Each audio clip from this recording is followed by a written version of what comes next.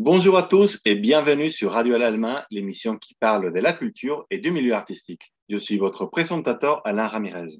Aujourd'hui, nous allons parler du spectacle Marie et ses 6 ou 7 enfants de la compagnie À Force de Rêver. Ce spectacle se présentera le mercredi 6 juillet au Théâtre de l'Opprimé lors de la 15e édition du festival Migration. Afin de découvrir les détails de cette belle création, nous accueillons avec nous l'artiste franco-argentin Miguel Ángel Sevilla, qui est docteur en philosophie, poète, auteur dramatique, interprète et co-directeur de la compagnie À Force de Rêver. Miguel, bonjour, je suis ravi que tu sois là. Bonjour Alain, bonjour à tout le monde. Écoute Miguel, pour moi c'est un grand plaisir de t'avoir parmi nous aujourd'hui. Merci pour moi aussi.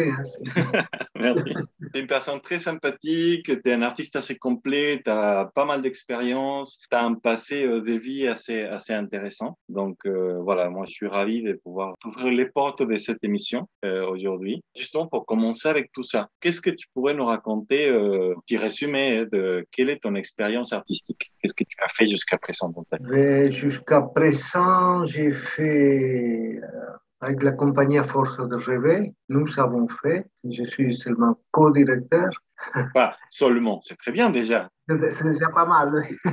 Nous avons fait une douzaine, 12 ou 13 créations professionnelles. Et la compagnie existe depuis 89. À une époque, c'était important cette date. La chute du mur, bon, c'était notre. Complètement. Et nous travaillons avec des jeunes aussi. Ça fait partie de notre impulsion de la compagnie de travailler dans les quartiers défavorisés. Et donc, nous avons créé aussi les laboratoires à théâtre pour des jeunes entre 14, 15 et 28 ans. Et avec eux aussi, nous aurons bientôt la 12e création. Ah. Voilà. Disons que j'ai cette expérience d'avoir écrit surtout. Voilà, je suis surtout auteur, parce que je suis poète et écrivain, c'est ça mon. C'est ça ton vrai métier. Voilà, je me suis réduit à ça, disons, pour pas trop me perdre. Il m'arrive de jouer, comme il m'arrive de faire des récitals de ma poésie, ou récitals d'islam. Depuis une quinzaine d'années, je fais d'islam, je fais des spectacles d'islam aussi, des guitaristes. Voilà, c'est ça mon expérience, quoi. Bah, c'est très bien.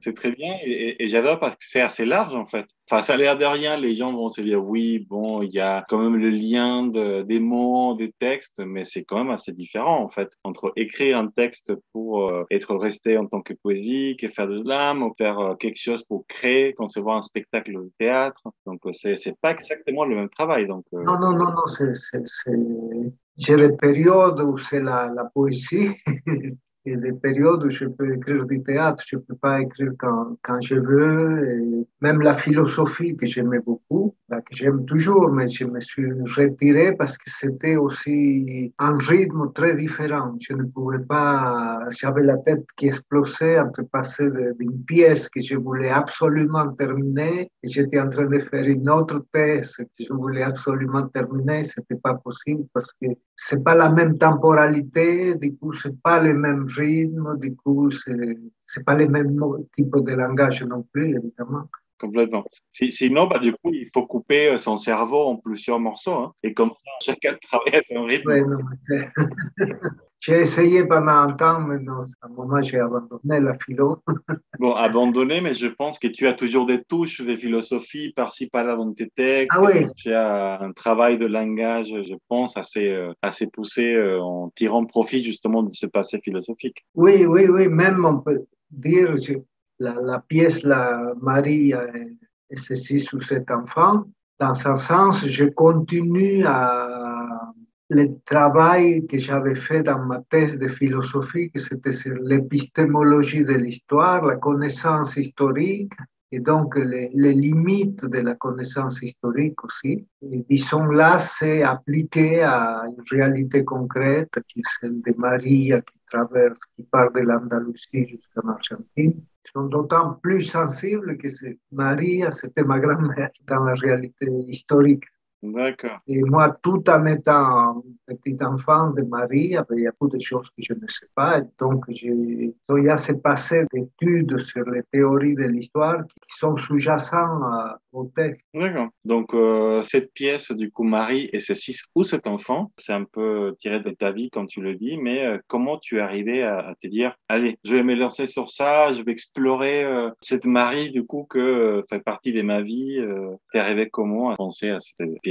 Pendant longtemps, j'ai cru ou j'ai voulu croire, parce que mon père venait mes grands-parents, Marie, ils venaient d'un petit village, une petite ville maintenant d'Andalousie, près de Séville, qui s'appelle Lubrique. J'ai pensé que c'était un hameau, parce que comme mon père m'en parlait, c'était comme une chose très petite, etc. Et un jour, ma fille cadette est allée en Andalousie à Séville, je ne connaissais pas, je lui ai dit, mais regarde si tu vois Oubric quelque part, s'il y a Oubric. Et elle m'a envoyé une photo avec des panneaux qui disaient Oubric avec une flèche.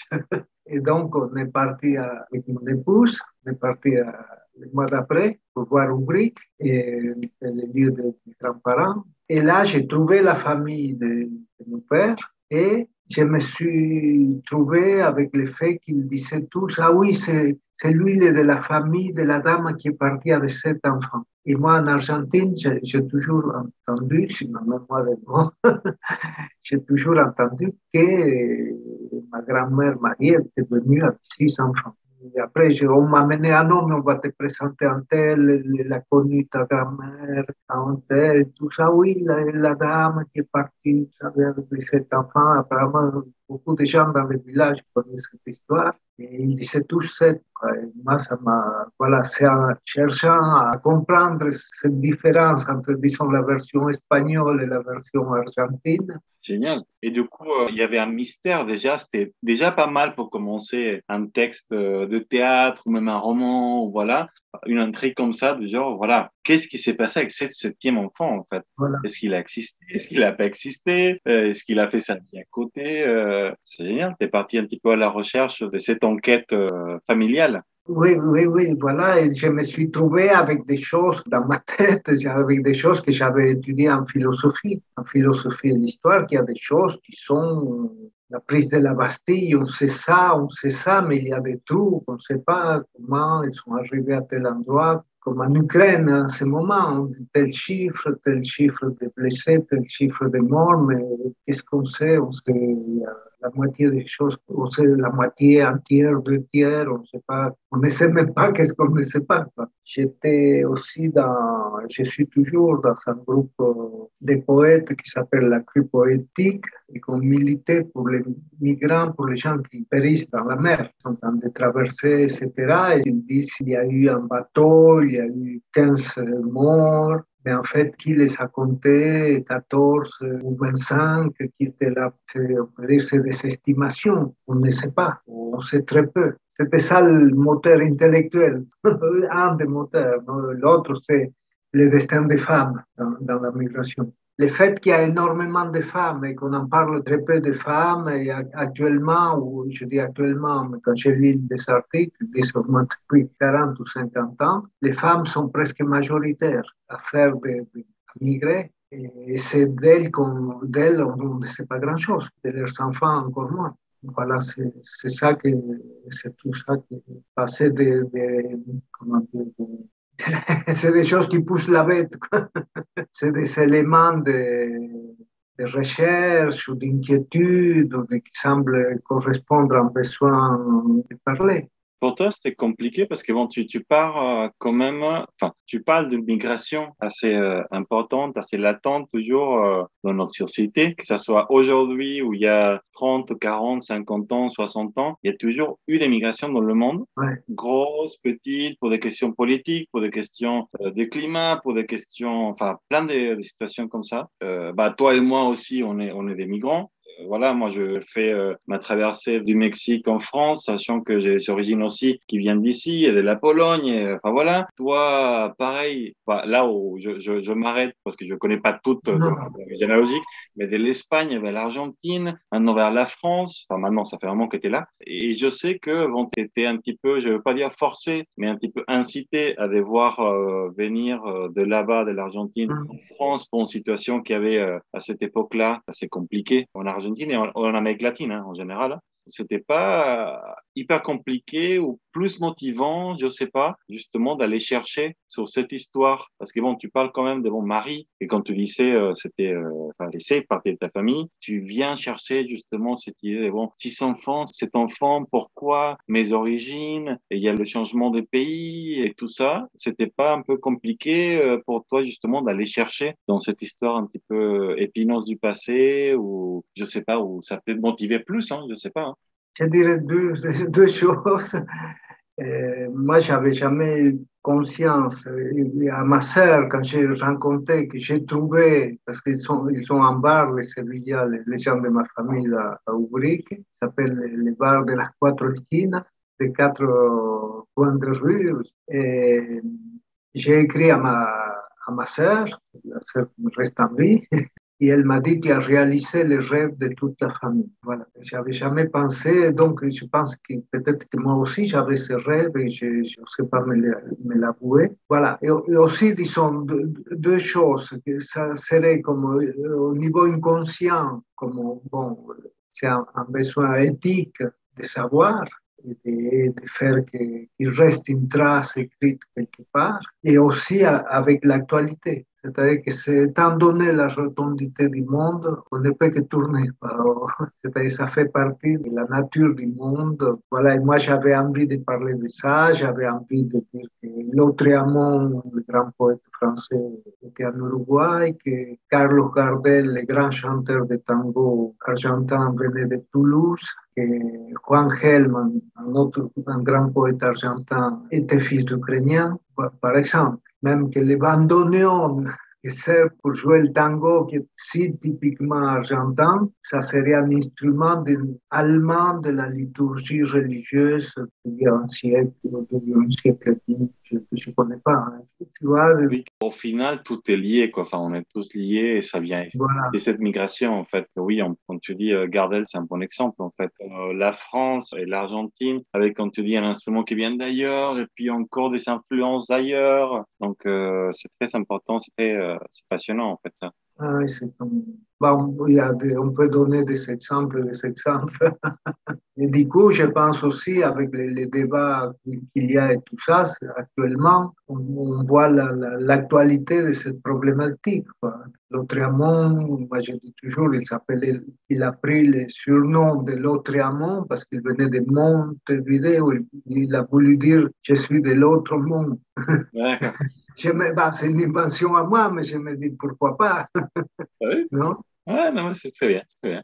Dis-moi, Miguel, parce qu'on va bientôt finir l'émission. Alors, ce spectacle, il va se présenter bientôt, dans quelques jours, comme on le disait. Oui. J'aimerais savoir quel type de spectacle c'est pour que les gens qui nous écoutent puissent être motivés pour venir. Déjà, ils ont de la motivation de voir cette histoire, de cette volonté de montrer enfin, ta vie et ce type de vie qui nous parle à tous, en fait, quand on disait par rapport à la migration et aux échanges et tout ça. C'est quel type de spectacle? C'est un poème dramatique ou une histoire, disons, la poésie et la réflexion a une grande importance, qui raconte cette histoire, mais cela est accompagné par un guitariste ou une guitariste, selon leur disponibilité, et une plasticienne qui en direct fait des figurines, des images qui illustrent l'histoire qui est racontée Mhm. et sur une petite table. Ouais. Et les deux narrateurs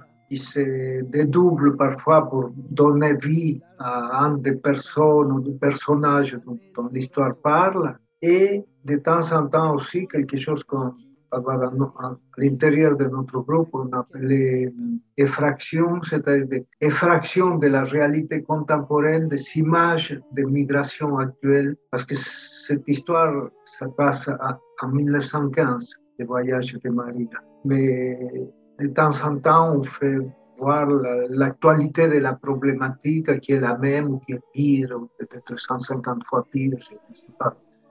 Non, mais c'est très bien, c'est génial. Un spectacle passionnant avec beaucoup de moments, je pense, émouvants, mais aussi forts. Voilà, selon le moment de l'histoire, avec des choses visuelles qu'on peut s'attendre assez belles, et surtout bon, la sensibilité de toi et du reste aussi de la compagnie, évidemment, des artistes. Oui, de la metteuse en scène, Nathalie. Le ou la guitariste. Et je pense que c'est très bien. C'est un spectacle qui promet, qui a plein de choses, plein de petits détails. Je pense que le public pourra bien aimer.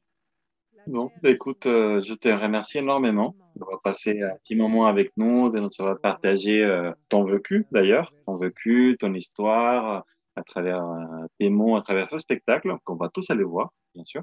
Et bon, avant de partir, je vous rappelle que le spectacle s'appelle Maria et ses 6 ou 7 enfants. C'est joué par la compagnie À Force de Rêver et va se présenter le mercredi 6 juillet à 20h30 au Théâtre de l'Opprimé à Paris dans le cadre du Festival Migration. Finalement, je vous invite à cliquer sur le bouton souscrire de cette chaîne. Sans oublier d'appuyer également sur la petite cloche afin que vous soyez avertis de la sortie des prochaines émissions, à liker la vidéo, à la partager, évidemment à nous laisser vos commentaires et surtout, je vous souhaite une très belle semaine et je vous donne rendez-vous au Festival Migration pour voir ces beaux spectacles. À très bientôt. Très bien. Merci beaucoup, Alain.